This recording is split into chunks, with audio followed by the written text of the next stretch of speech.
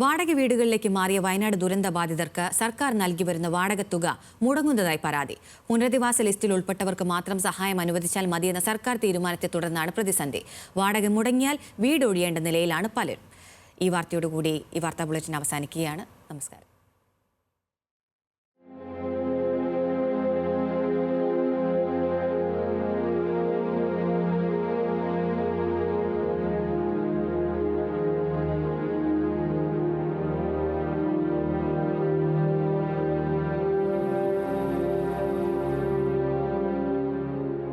സർക്കാർ ക്വാർട്ടേഴ്സുകളിലും വാടക വീടുകളിലുമായാണ് മുണ്ടക്കൈ ചൂരൽമല ഉരുൾപൊട്ടൽ ദുരന്തബാധിതരെ പുനരധിവസിപ്പിച്ചത്.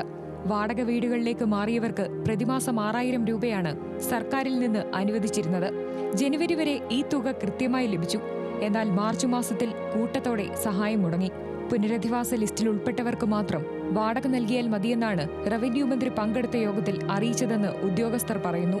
ഇനി മുതൽ വാടക ലഭിക്കില്ലെന്ന് പലരെയും ഉദ്യോഗസ്ഥർ ഫോണിലൂടെയാണ് അറിയിച്ചത്. ഈ സർക്കാർ ഉദ്യോഗസ്ഥന്മാരല്ലേ നമ്മൾ അങ്ങോട്ട് മാറ്റിപ്പാർപ്പിച്ചത്. ഈ മാറ്റിപ്പാർപ്പിച്ച ആളുകൾക്ക് ഇപ്പോൾ ഓരോരുത്തർ വിളിച്ചു പറയുന്നു 10 പേർക്ക് വാടക ഇനി കട്ട് ചെയ്യാൻ പോവാണ്, നിങ്ങൾ എഫക്റ്റഡ് അല്ല. ഇവർ എഫക്റ്റഡ് തീരുമാനിക്കുമ്പോൾ പുറത്ത് പോയി താമസിക്കുക, നിങ്ങൾ എഫക്റ്റഡ് അല്ല പറയുമ്പോൾ തിരിച്ചു വരിക. ഇങ്ങനെ കഴിയുമോ? നമുക്ക് കഴിയില്ലല്ലോ. ഇപ്പോൾ ഒരു 10-12 ആൾക്കാർ സർക്കാരിൻ്റെ ഒരു ഉത്തരവും ഇല്ലാതെ തഹസിൽദാർ ഓഫീസിൽ നിന്ന് കട്ട് ചെയ്യുക വാടക. സഹായം അവസാനിപ്പിച്ചെന്ന് സർക്കാർ ഉത്തരവില്ല. എന്നാൽ വാടക തുക നൽകുന്നത് അനിശ്ചിതമായി നിർത്തിവെക്കാനാണ് ഉദ്യോഗസ്ഥർക്ക് ലഭിച്ച നിർദ്ദേശം. തൊഴിൽ രഹിതരായ പല ദുരന്തബാധിതർക്കും സർക്കാർ സഹായമില്ലാതെ വാടക വീടുകളിൽ തുടരാനാകില്ല. 2 മാസത്തിനപ്പുറം മഴക്കാലമാണ്. ഈ സാഹചര്യങ്ങൾ പരിഗണിച്ച് സർക്കാർ സഹായം തുടരണമെന്നാണ് സംഘടനകൾ ആവശ്യപ്പെടുന്നത്. നമ്മൾ എല്ലാവർക്കും മൊത്തം ആ വാർഡുകളിൽ 3 വാർഡുകളിലെല്ലാം മുഴുവൻ ആളുകൾക്കും വാടക കൊടുക്കണം നമ്മൾ പറയുന്നില്ല. പക്ഷേ ആ പ്രദേശത്ത് തന്നെ അത്യന്തം അപകടം, താമസിക്കാൻ ഭീതിയോടുകൂടി താമസിക്കേണ്ട ഒരുപിടി ജനങ്ങളുണ്ട്.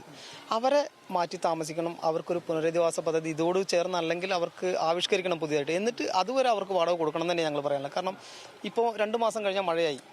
ഭയന്നു വിറച്ചുകൊണ്ട് ഞങ്ങൾ ഇന്ന് മണ്ണിനടിയിലേക്ക് പോകാമെന്ന് ഭയന്നു വിറച്ചുകൊണ്ട് ഒരു കുടുംബങ്ങളെല്ലാം മനുഷ്യരെ താമസിപ്പിക്കാൻ കഴിയുമോ? നമുക്ക് ഒരിക്കലും കഴിയില്ല.